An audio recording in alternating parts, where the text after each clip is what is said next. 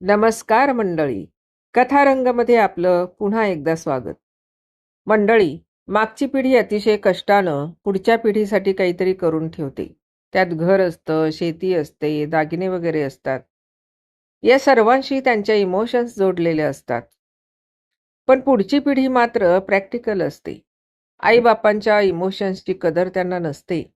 या कथेतील अविनाशने आई-वडिलांच्या इमोशन्सची कदर केली का? याचं उत्तर पूर्ण कथा ऐकल्यावरच मिळेल. तर ऐका वृंदावन ही कथा.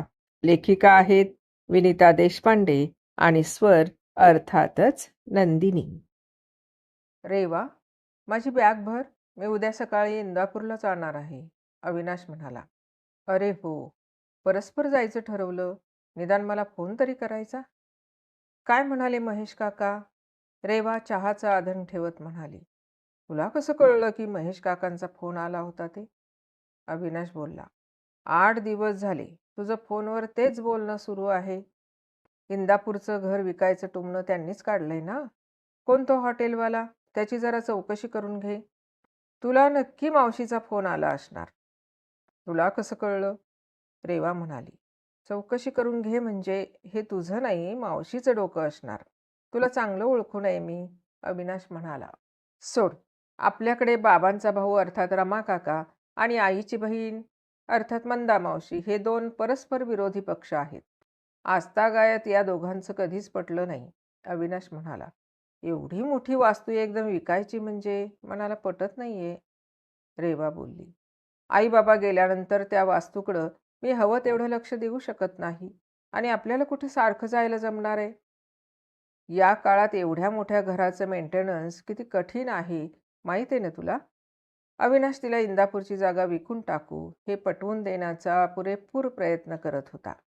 जो काही निर्णय घेशील ना तो विचार करून घे, रेवा त्याच्यापुढे बसीत बिस्किट ठेवत म्हणाली. तिचा सूर काहीसा उदासीनच होता. रेवा, तुला हा व्यवहार पटत नाहीये का? अवीने कचरतच विचारलं. खरं सांगू का अवी? ते घर म्हणजे आईबापांचं स्वप्न होतं रे. मोठ्या कष्टानं त्यांनी ते बांधलं होतं.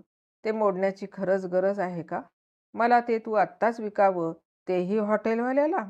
का कोण जाणे पटत नाही रे, रेवा म्हणाली. काकांनी सगळं जुळवून आणलंय ग. तेच ते.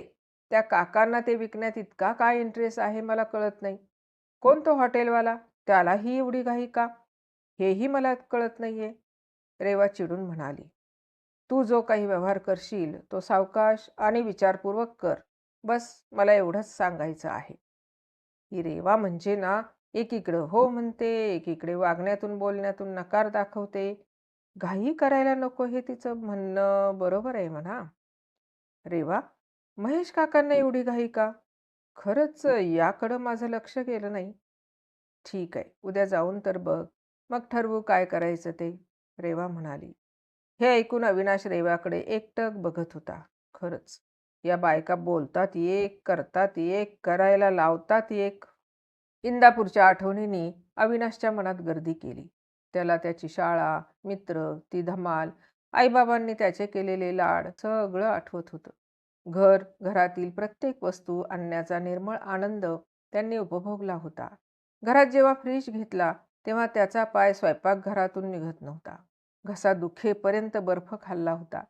या आठवणींनी स्वतःशीच हसत अविनाश लहान निरवशी खेळू लागला. त्याच्या खोड्या बघून त्याला त्याचं बालपण आठवलं. त्याने एक नजर नीरवच्या खोलीवर टाकली. भिंतीचा रंग, खेळणी, ती खोली रेवा आणि त्यांनी दोघांनी मिळून हौसेनं सजवली होती. त्याला अण्णा आठवले. किती हौसेनं त्यांनी त्याच्यासाठी स्टडी टेबल सुताराकडून करून घेतला होता. इंदापूरचं घर त्यालाही विकायची इच्छा नव्हती. नोकरीनिमित्त सतत परदेशातील चक्रा, मुंबईतील त्याचा हा फ्लॅट त्यानं नुकताच घेतला होता. इंदापूरच्या घरी 1-2 वर्ष भाडेकरू ठेवून बघितलं. आलेलं भाडं त्यातून घराचा खर्च भागत नव्हता. त्यात आधीच्या भाडेकरूंनी वीज बिल, घराचा टॅक्स, पाणी बिल काहीच भरलं नव्हतं. त्याला त्याचाही भुर्दंड बसला होता. एक हॉटेलवाली पार्टी घर घेण्यात इंटरेस्टेड आहे असा एक दिवस रमा काकांचा फोन आला. त्या क्षणी त्याला ते विकून टाकावंसं वाटलं. रेवाचं बोलणं ऐकून जुन्या आठवणी जाग्या झाल्या. ना बहीण ना भाऊ. आई बाबा गेल्यावर एकट्यानं सगळं सांभाळायचं त्याला जरा कठीण जात होतं. उद्या इंदापूरला जाऊ आणि पटलं तर व्यवहार करूनच टाकू, अविनाशनं मनोमन ठरवलं. विकून आलेल्या पैशाचं काय करायचं, कुठे इन्व्हेस्ट करायचे, हे तो CA फडकेंना विचारून आला होता. मंदा मावशींना फोन कर रे, त्या तुला कालपासून करत आहेत, रेवानं सांगितलं. मला? का गं? गेल्या आठवड्यातच तर बोलणं झालं तिच्याशी, अविनाश म्हणाला. इंदापूरच्या घराबद्दलच बोलायचंय त्यांना, रेवा बोलली. हॅलो मावशी, काय गं, कशी आहेस? माझी आठवण येत होती म्हणे तुला. अरे हो, बोलायचं होतं तुझ्याशी, मंदा मावशी म्हणाली. माझे बच्चू, कसे आहात? परीक्षा आटोपली का? अरे हो, रॅपिड फायर सुरू झालं का तुझं? तू कसा आहेस बछड्या? मंदा मावशी म्हणाली. मी मस्त ग. तुला इंदापूरच्या घराबद्दल बोलायचं होतं म्हणे, बोल ना. अरे हो, त्याच्याबद्दलच बोलायचं होतं.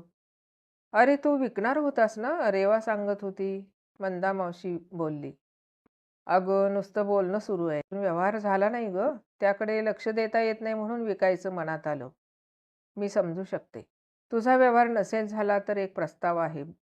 बघ, पटलं तरच हो म्हण रे, कुठलीही बळजबरी नाही. ए मावशी, किती आडून बोलतेस, काय ते स्पष्ट सांग ना. तुला विकास काका माहिती आहे ना, यांचा मित्र रे, मंदा मावशी म्हणाली. हो, माहित आहे की, तू कामाचं बोल. अरे त्यांची बदली झाली आहे इंदापूरला, त्यांना भाड्याने घर हवं आहे. रेवाकडून कळलं तू ते घर भाड्याने देणार नाही. पण हे कुटुंब चांगलं आहे रे, भाडं वेळेत देतील आणि इतरही त्रास होणार नाही, याची मी खात्री देते, मंदा मावशी म्हणाली. उद्या मी इंदापूरला जातो आहे, रात्री कळवतो, चालेल का? अरे मी त्यांना तुझा मोबाईल नंबर देते, ते मुलांच्या ॲडमिशनसाठी इंदापूरलाच गेले आहेत. तुझी भेटही होईल. बघ, तुला योग्य वाटतं ते ठरव. अशी काय बघतेस माझ्याकडे रेवा, अविनाश बोलला. तुझं बोलणं झालं ना या विषयावर मावशीशी, अविनाश बोलला. हो रे, तुला योग्य वाटतं ते कर, माझी कशालाच ना नाही. पण शक्यतो विकू नको रे, एकदा विचार कर. विकास काका हे संजू काकांचे चांगले मित्र आहेत. त्या सज्जन माणसाला घर भाड्याने द्यायला हरकत नाही, रेवा म्हणाली. इतके वर्ष झाली आमच्या लग्नाला, हिची नाही नाही म्हणत हो म्हणण्याची स्टाईल काही औरच आहे. असं बोलून ती माझ्याकडून सगळी कामं तिला हवी तशी करून घेते. नको, असू दे. करत घरातलं तिला हवं तसं इंटेरियर करून घेतलं. झेपेल का? मला जमेल का? करत मी नाही म्हणत असताना नीरवच्या वेळेस चान्सही घेतला. यावर्षी नको, पुढच्या वर्षी जाऊ करत केरळ ट्रिपही करून घेतली. मस्त विकेट घेतेस रेवा तू माझी, अविनाश म्हणाला. हा मस्का आहे की थट्टा रे, रेवा डोळे मिचकावत म्हणाली. तुला जे योग्य वाटतं ते समज, अविनाशने तिला तिच्या स्टाईलमध्ये सांगताच राग आला. जोक्स अपार्ट, मी इंदापूरला गेल्यावर तिथं काय ठरतं ते बघतो. आधीच्या अनुभवावरून घर भाड्याने द्यावे की नाही समजत नाहीये रेवा, अविनाश म्हणाला. जर तो हॉटेलवाला चांगली किंमत देत असेल तर त्याचा विचार करू. नमस्कार, मी गजानन जाधव. तुम्ही अविनाश ना? रमाकांत पाहू येतीलच एवढ्यात, जाधव स्वतःची ओळख करून देत म्हणाले. नमस्कार. मस्त आहे घर, मोक्याच्या ठिकाणी आहे. मुख्य म्हणजे बस स्टेशनजवळ आहे. गरजेनुसार मला घरात बदल करून घेता येईल. काय आहे? माझं हॉटेल इथं बसस्टँडजवळ आहे. जुनं घर आता पुरत नाही. जाधव. काय रेट वगैरे काही ठरवला का? सध्या या भागात 2500 आहे. जाधवांनी काकाची वाट न बघता थेट विषयालाच घातला. काका आल्यावर घर बघून झाले तर गप्पा झाल्या. जाधव आणि रमा काका विकण्याची खूप घाई करत होते. त्यांनी तर 50,000 देऊन टाकतो इथपर्यंतची घाई ठीक होती. त्यांनी तर किचन मोठं करतो, मागच्या अंगणावर शेड टाकतो, हे सगळं प्लॅनिंग ऐकून अविनाश जरा चिडलाच. त्यांची ती घाई बघून अविनाश विचार करून कळवतो म्हणाला. घर बघितल्या क्षणी त्याची एक एक आठवण जागी झाली. सदा बहरलेलं अंगण आज खुरटं आणि निस्तेज दिसत होतं. गाडीसाठी केलेला रॅम्प उखडला होता. फाटकाच्या कमानीवर चमेलीचा वेल सुकून गेला होता. तेवढ्यात त्याचं लक्ष तुळशी वृंदावनाकडे गेलं. आईने ते मोठ्या हौसेनं बांधून घेतलं होतं. त्याच्या गवाक्षात ती तुटलेली पंती दिसताच त्याला एक क्षण तुळशीपुढे रोज दिवा लावणाऱ्या आईचा भास झाला. रोज संध्याकाळी ती पंती तुळशीपुढे लावून ते दोघं दिव्या दिव्या दीपत्कार म्हणायचे. वृंदावनात खोचलेल्या त्या उदबत्तीचा सुगंध त्याला आजही आठवत होता. आता मात्र त्या वृंदावनात भेगाळलेली माती होती. पोर्चमधल्या बाकावर बसत त्याने एकदा घराकडे नजर टाकली. निर्धार करत तो उठला आणि मावशीला फोन लावला. मावशे, विकास काका आणि काकू अजून पोहोचले ग? विचार त्यांना किती वेळ आहे. मी येतो चौकात एक चक्कर टाकून. अविनाशने मावशीला फोनवर विचारले. अरे अवी, केव्हा आलास? तेवढ्यात शेजारच्या दिघे काकूंनी आवाज दिला. ये रे, तुझ्या आवडीची बासुंदी खायला. दिघे काका म्हणाले. काय ठरवलं रे या घराचं? जरा डागडुजी करून घे. दिघे काकूंनी सल्ला दिला.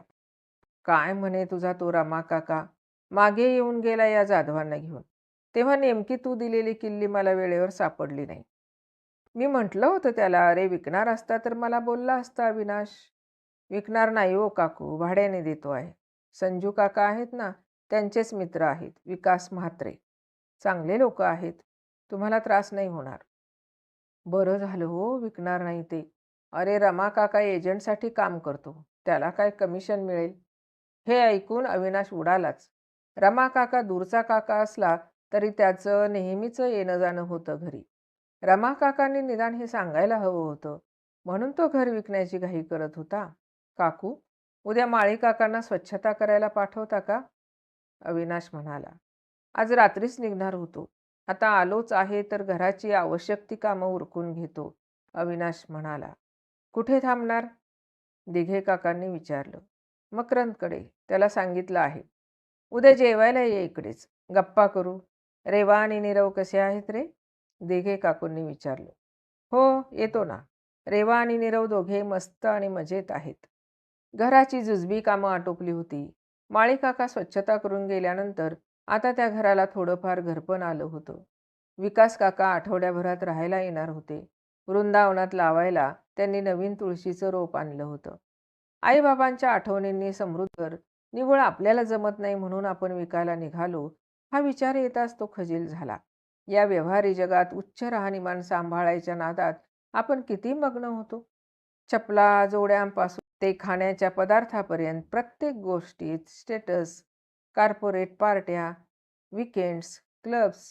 या इंदापूरच्या रस्त्यावरून कधी काळी आपण सायकलवर फिरत होतो. या समोरच्या ग्राउंडवर अनवाणी क्रिकेट खेळलो. थोडे थोडे पैसे जमा करून सिनेमे बघितले. आईबाबांनी एवढं शिकवलं की ज्यामुळे आज मजल दर मजल मी प्रगती करतोय. शिखरावर चढायच्या नादात मी जिथे पहिली पायरी चढलो तीच विसरलो. आठवणीने भारावलेल्या अविनाशने घरावर नजर फिरवली. ती वास्तू जमेल तशी जोपासायचा निर्धार केला.